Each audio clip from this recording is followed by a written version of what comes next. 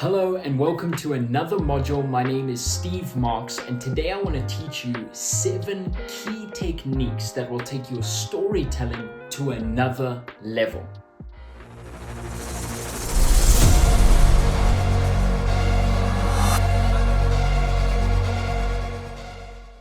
Now, the amazing thing about all of these techniques that I'm going to teach you today is they're not just for your shorts. They're to teach you how to tell and communicate stories in a more effective way that'll keep your listeners hanging onto every single word that you say. So it's going to help your shorts, it's going to help your long form, it's going to help your mid form, it's going to help your live streams, and it's going to help your sermons even. So I really want you to pay attention and look at what are these examples practically going to be able to do for you in today's video.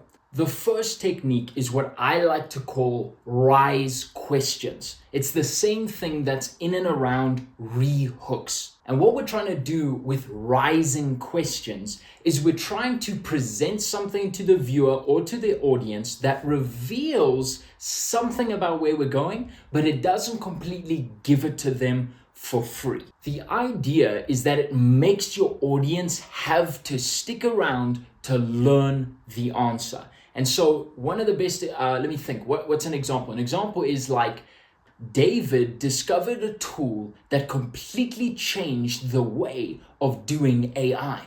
But the real question is, how?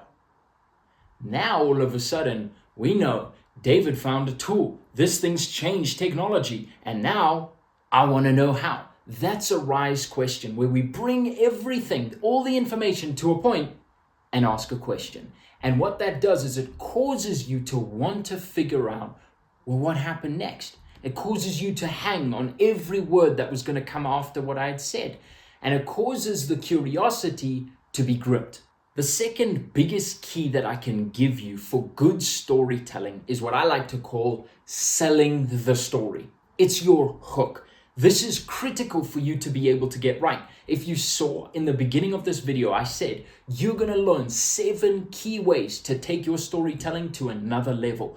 Now, I'm giving you information that there's a list, that there's multiple ways to take your storytelling to another level. You might know 3 of these, but do you know the other 4? It causes you to stick around. It's got to be strong. So selling your story is all about having a strong hook. It's that opening statement that gives your audience a reason to keep listening to you. You've got to be engaged. You've got to sell it. You've got to be fully persuaded of what you're actually saying. This is where you're going to be hooking the attention, grabbing the attention of your audience with a strong statement before you go into the rest of your story. An example of this could be something like this. Last year, I had the most incredible encounter that changed my life forever.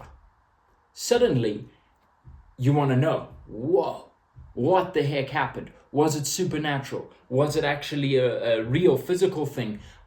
What changed his life? How old is this guy? Boom, boom, boom. There's suddenly so many questions that flood your mind that cause you to hang on to what comes next. The third biggest key that you can use for telling stories in an effective way that'll grip attention is what I call sharing the goal, or also known as raising the stakes. This is where you're going to share with the viewer the framework, the map of what you're trying to achieve throughout your video.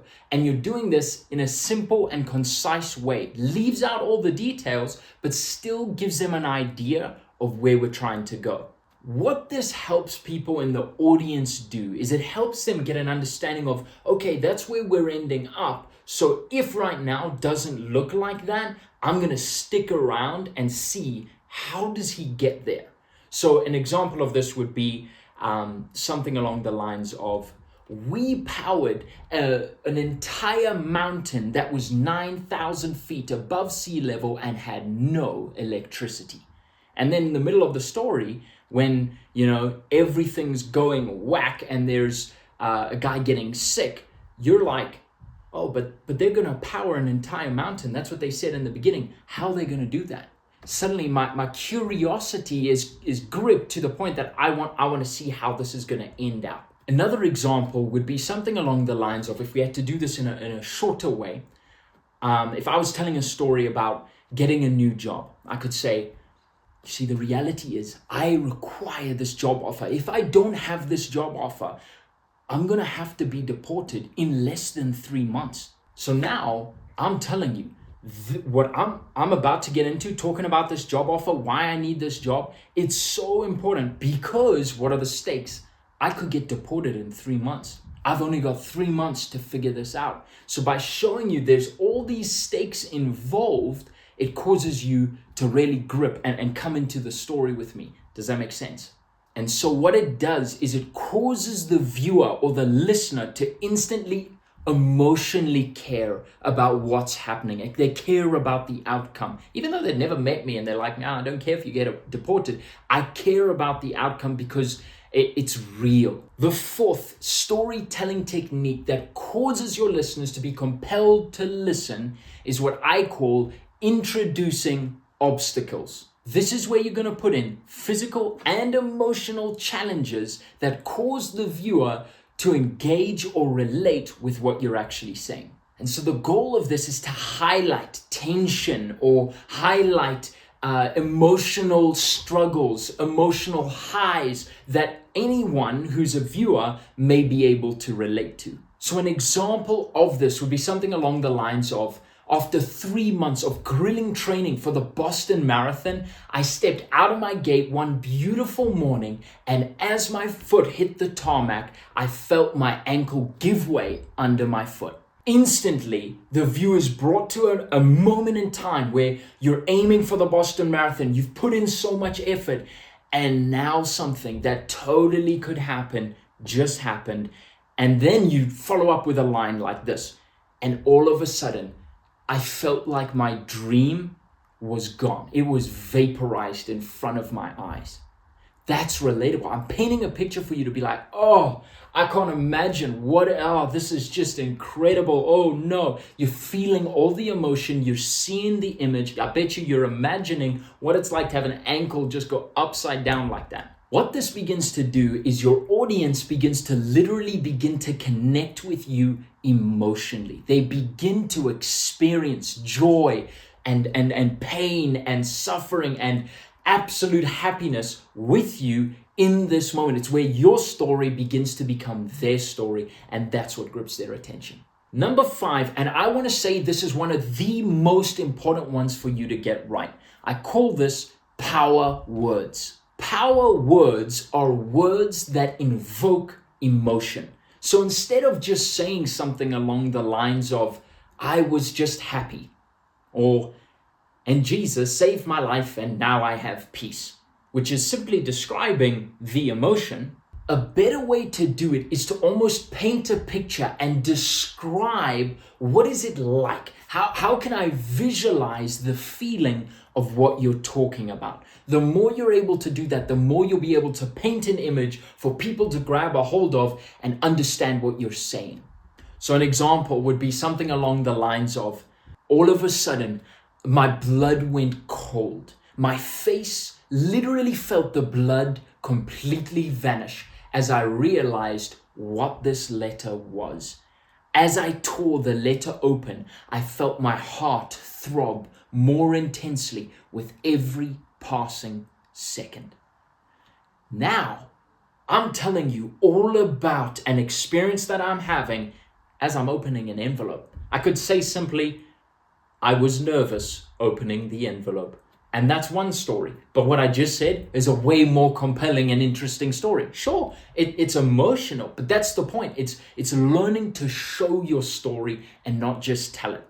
If you will be able to use power words, words that are easy to understand and compelling in their sound, you'll be able to grip people's attention.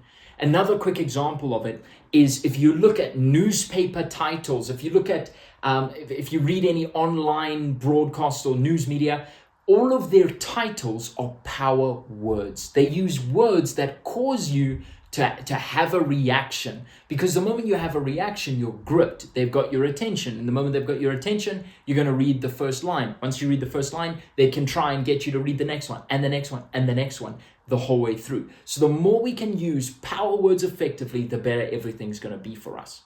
The ultimate point is the more you actually use description of the emotion, it causes the viewer to not just stay over there, it causes them to come into the story with you and they will imagine it, and that is what grips their attention.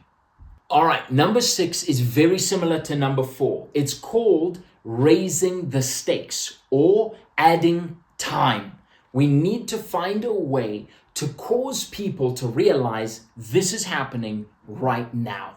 And the best way to do that is to literally introduce a time limit or something that causes people to realize, oh my gosh, this is happening. And if it doesn't happen, then I don't know what.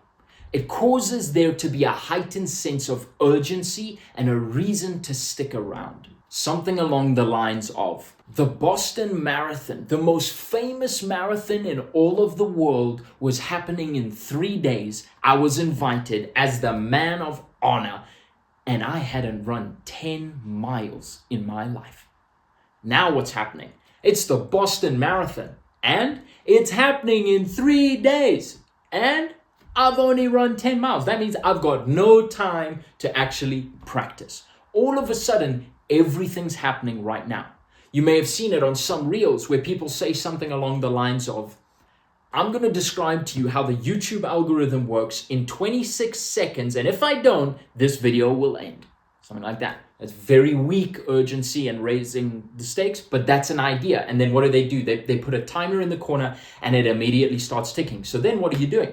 You're not only watching because you're interested in how the YouTube algorithm works, you're also like, dang, I wonder if this guy's actually going to do this in 26 seconds or what's going to happen. And you just are involved just because there's a time limit. And so the ultimate point of why we actually do this is to keep our audience on the edge of their seats thinking, what's going to happen next? All right, number 7 is perhaps one of my favorite ways to grip people's attention, and it's called adding dialogue. What we're going to do with dialogue, when we add dialogue, what we're actually doing is giving voice to characters in the story. And why that's important is it gives more impact, it gives more emphasis to key moments and key characters in your story. All of that causes people to then emotionally connect with certain people in the story more than others, which then causes them to be engaged, which causes them to stay gripped the whole way through your video. Something along the lines of this. After working for nearly 10 months on a single project, I was absolutely exhausted. The amount of Monster energy drinks I had drunk just to stay up the whole way through 3-day work sessions was beginning to get to a point where I needed an angiogram. But all I know is I walked into the office on that final day when we were presenting and I saw this look on my boss's face. And then he said, I don't know how you did that, but I'm impressed. And I'm telling you, my heart skipped a beat. I didn't need to sleep for a week. See, what do you remember? You remember the fact that I said what my boss said, which was, I don't know how you pulled that off, but I'm impressed. Boom, I'm giving voice to what my boss said, and that's the key moment. That's what people take away, that my boss was impressed with me. You're not even anymore thinking about the fact that I was talking all about the work that I did for this project. I brought it to a point to tell you what he actually said. And so a lot of times that can be some of the most important things that you can deliver in a story. And yet most people completely neglect it. They think, oh no, what they said wasn't actually that cool, or what they said didn't have that much impact. But it does. If you will actually tell people what was actually said and allow it to sink in, they'll be gripped and they'll be with you to the end of that video. So what it actually does is it causes your viewers to have a dynamic experience in your story, and it brings them from wherever they are into a single moment in your video where everybody is thinking the same thing. They're listening to what was actually said. Now, thank you so much for listening to me today. I believe that every single one of these 7 techniques of how to tell better stories will take your stories to another level, from being just average to absolutely unforgettable. I love you. God bless, and enjoy the next video.